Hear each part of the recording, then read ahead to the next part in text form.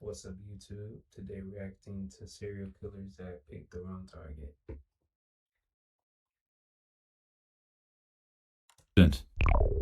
In 1993, at a club in California, a demon prowled the venue. Unbeknownst to many, the Grim Sleeper, a man who'd ended the lives of 10 women, was searching for his next victim while everybody else was drinking and having fun. He noticed an African-American girl that seemed annoyed and upset, so he walked over to her to figure out what was wrong. The lady told him that she was invited out to play dominoes, but everybody there kept offering her drinks and telling her to club when she wasn't a drinker. It was extremely late, and she was tired and wanted to go home, so the Grim Sleeper pointed to his vehicle outside. He told her that he has a car, and if she really wanted to go home that badly, he could just take her. Delighted, the woman sprung out of her seat and followed the dangerous criminal back to his car. Why would you follow a random dude to his car while you're also mad and drunk? And also, that's a really weird kill attempt. Like, why would you walk up to a random person and tell them to get into your car? It's kind of wild. The criminal was no longer responding. The lady quickly went to open the door to take her. Delighted, and he shut her door like a gentleman. Then he got into the driver's seat and began taking her to her house. After a while, she told him to make a right turn to her house, but he ignored her. Confused, she repeated herself. "You're supposed to make a right over there, not a left." Realizing the criminal was no longer responding, the lady quickly went to open the door to get out of the car, but it was then that she finally realized that the door didn't have a handle on the inside. She was literally trapped in the car. Becoming filled with joy, the monster finally revealed his intentions to the woman, and as you could probably guess, they were horrible and evil. But there was only one problem with his plan. The woman he was talking to wasn't any ordinary person. The Grim Sleeper had accidentally trapped himself inside a car with a cheetah, also known as the most dangerous woman in the world, a title that would be given to her just 1 year later as she'd go on to win the 1994 kickboxing championship. When she was young, she was ruthlessly bullied and chased around the town. Her uncle was a martial arts master, and unknown to the Grim Sleeper, her uncle forced her to fight him every single day in order to get her black belt. At the end of the day, whenever she finished practicing with her colleagues and got ready to leave, her uncle, also known as Master Quiet Storm, would lock the door with a key, and if she wanted to exit the dojo, she'd have to beat him in combat and forcefully pry the keys out of his hands. She did this every single day as a kid. As the criminal asked her to comply with his sick demands, she told him no. As you could guess, this angered the psychopath, so he swung at her with his full might. But immediately she blocked his punch and spun back with a devastating counterpunch, striking him straight in his face. "Oh, so you're a fighting type," he said as he smiled. The woman quickly jumped into the back seat. How would you feel as a grown man? You trying to take a woman and murder her, and turns out she really about to just kick your ass in the car. I ain't gonna lie, bro.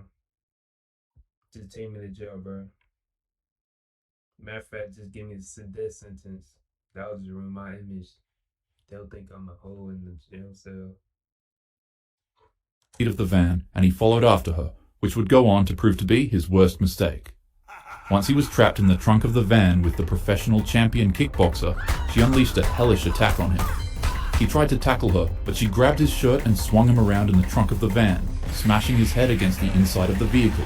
She then flipped his shirt over his head while unloading a flurry of non-stop punches to his face, causing him to fall backwards on his butt. At this point, the girl noticed that his pants were unbuckled and falling down, so while they were still in the trunk, she stomped on his chest and grabbed his and pulled them so high that she thought she ripped them off of him. The Grim Sleeper shrieked like a banshee and began crying out in pain. He quickly gave her the keys to unlock the van and escape. But before she left, while still pulling his royal jewels, she told him, "When I say no, it means no," before delivering a nasty right hook to the crying man, nearly knocking him out. She took the keys, unlocked the trunk of the van, and quickly escaped while throwing the keys away so that he couldn't follow her. Fredia Gibbs would go on to win her first championship after that year, officially titling her as the most dangerous woman alive. And years later, the Grim Sleeper would later be caught and arrested in 2010 because of an eaten pizza crust he left at a crime scene. Awaken to a world of wonder in Final Fantasy XIV Online. When a bitch says no, she means no, and I walked in, BAM! Then I left. the Night Stalker. In the summer of 1985, the city of Los Angeles became gripped by fear. Night after night, a mysterious intruder slipped silently into homes across Southern California. He struck in darkness, often entering through unlocked doors or open windows while families slept, and he did the absolute unthinkable to his targets. If there was a man in the house he broke into, he would immediately just end them, then he would attack and assault the man's family, often carving evil imagery into women and anybody else in the house, and then he would stab them until they perished. The victims described him as a thin, satanic man that had wild eyes and reeked of sweat and cigarettes. Police didn't know his name yet, but the media soon gave him one, the Night Stalker. This individual had 15 victims tied to his name, and he by all means was a top priority to officers in the nearby counties.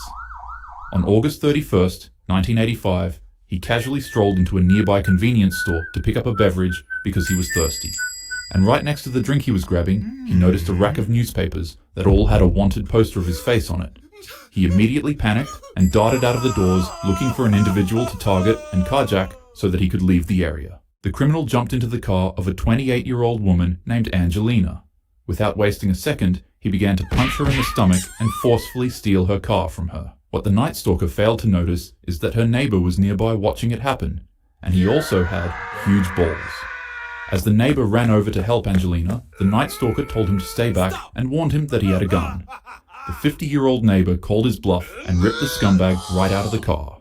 And it was at this point that this man had realized that How you get beat up by a 50-year-old man? You go around killing families, but then you get beat up by a 50-year-old man. An old man. Proud to be a super senior, and you get beat up by him. That's wild. he'd chosen the absolute worst neighborhood to do a carjacking in, because he instantly found himself surrounded by a huge, angry mob.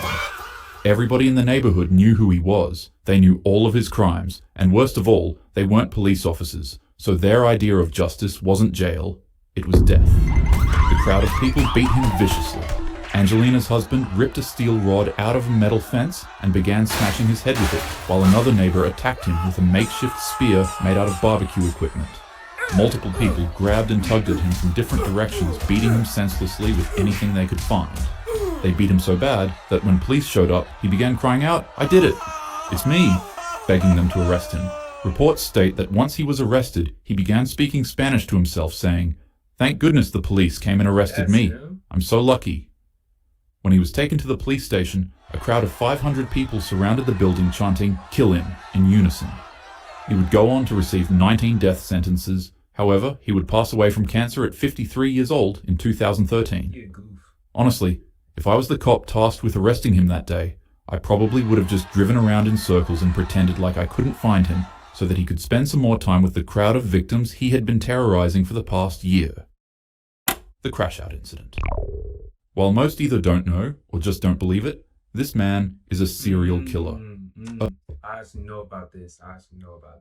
He had tried to fight a rapper outside of a club and got himself shot by the brother of the rapper. Anyways. Allegedly. He grew up in the Parkway Gardens, an area that would later on become named O Block, which is named after his close friend and mentor, OD, when he was murdered. A little later, Pontoon, another one of his friends, would pass away in the same way. And, I should probably mention that his father was also murdered when he was 11, but he still had a brother-like figure that he kept around as a close friend. White White, except not really, because in 2012, White White would pass away on Von's 18th birthday, right in front of him at a gas station.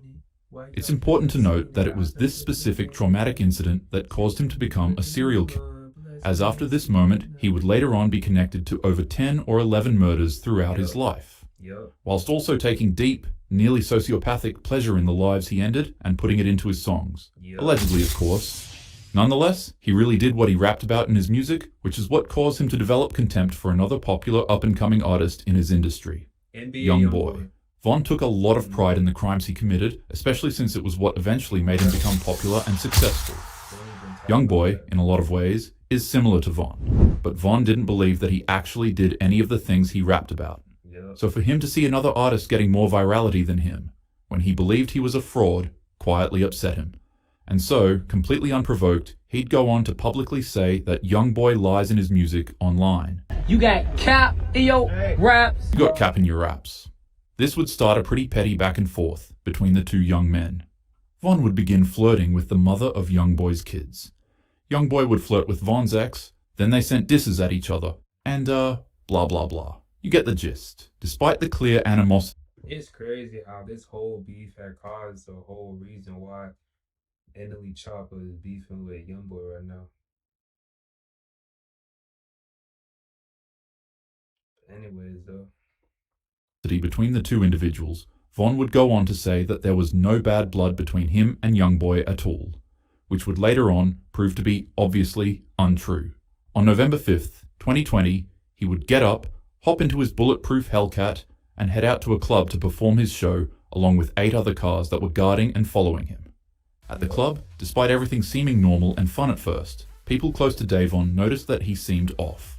The man frequently mentioned paranoia and feeling like the spirits of the lives he ended were always watching him.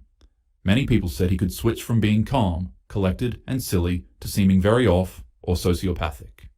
A lot of people generally started to believe that he might have had a literal demon living inside of him, or something seriously wrong with his head, and it was noted that he was allegedly given inside information that one of Youngboy's friends was at a nearby club that was extremely close to him.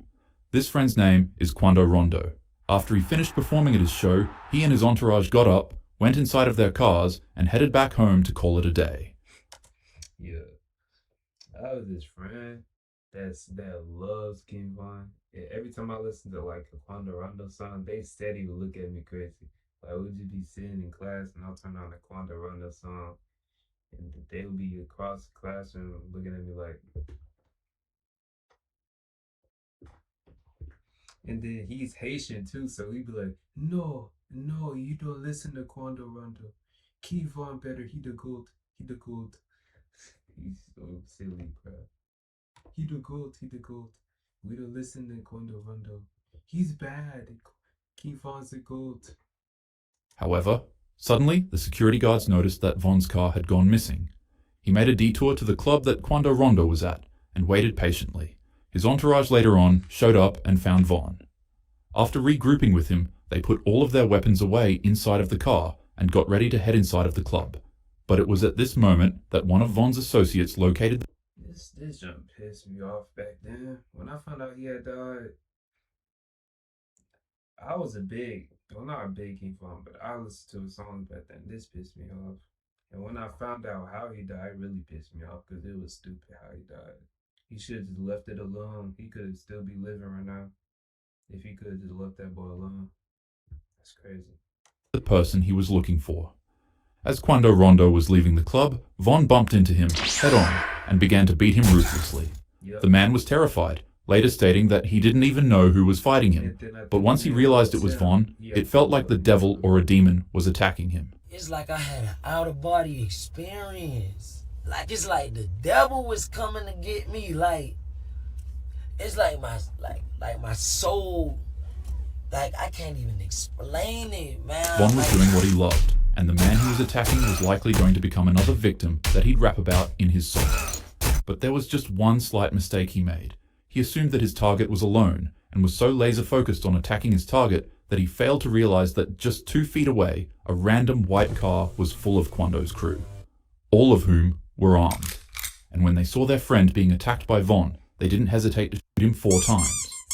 Even after getting injured, Von continued wrestling and attacking Quando until the two were eventually broken up by their crews. Undercover police officers ran to the scene and began calling backup. The man had 4 holes in his body, and blood was leaking everywhere inside of the car, panicking his team and friends. Nonetheless, he was still alive and conscious. He'd even go on to tell his friends to calm down because he was fine. While he was successfully delivered to the hospital, during surgery This what really makes me mad, because he could have been still alive if he didn't crash out on them doctors, bro. Like, it don't make no sense. I mean, like, though, he probably didn't know what he was doing, because he did just jump up and start flashing out. So, I don't know. suddenly shoot up awake in cold sweats. He'd throw the nurses and medical staff who were operating on his body off of him and then began swinging at them. And Von made it through 2 surgeries. He had 3 surgeries ago. He made it through 2 surgeries. And then after the second surgery, he hopped off the bed and started fighting the nurse and said, "Where his gun at?" In a state of complete shock and panic, he began searching for his gun on the surgery table, but then froze. And suddenly, as he woke up, he collapsed from shock, marking his end. To think this situation all stemmed from about 5 or 6 words is insane. He's got pretty good music though. The spoon incident.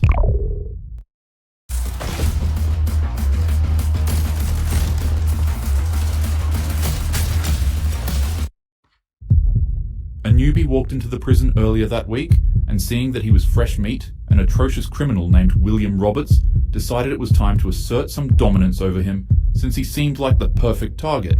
It's unclear exactly what sick intentions William had in mind for the man when he approached him, but what is known is that when the two interacted, the monster began to boast and brag about the most heinous crimes he had committed in an attempt to put fear into the heart of the man and make him yield to his requests. He walked up to the man's seat where he was eating, then he set down his food tray and began eating beside him. "What are you in prison for?" he said. "Because I'll let you know that I'm practically allowed to do anything I want. I'm in prison for having my way with a 4-year-old, and look, I'm still here. So what about you? Are you here for car theft, insurance fraud, reckless driving?" After sitting and listening to William's monologue, the man calmly responded to his questions. "I'm a serial killer. I'm in here because I ended a man that was bragging to me about the horrible things he had done to multiple kids. I strangled him so hard that emergency responders said his face became blue like a pair of jeans, because I hate predators.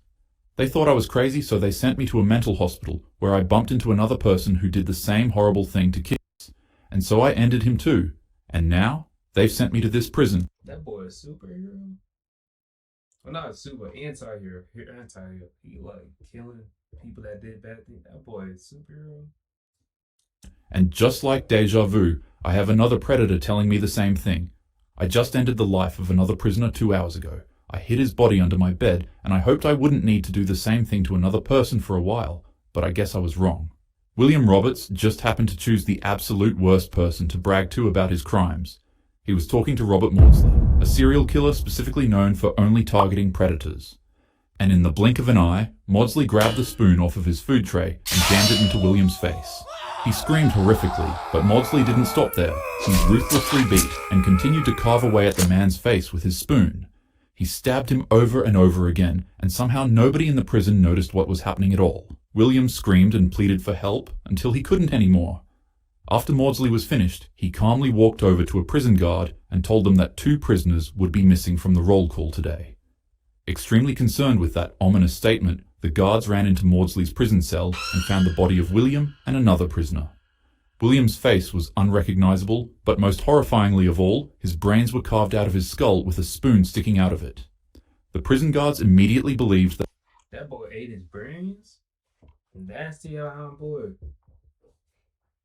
Ate somebody's brains. I ain't gonna lie though, props to him for dealing with those predators. But I mean like, God, they eat the boy brains. That's kinda wild. that Maudsley must have cannibalized the man's brains, but he calmly denied the accusation and said something around the lines of, "No, I wouldn't do that, nor would I lie about it." The man would later on be placed inside of a glass box where he would go on to spend the rest of his life in solitary confinement. Most people in life are amazing to be around, but every once in a while there is a chance that you could bump into a psychopath, so always take precautions and always be prepared so that you too don't end up as a victim. Have a happy day. Okay. Y'all don't forget to like and subscribe. Yeah, have a good day.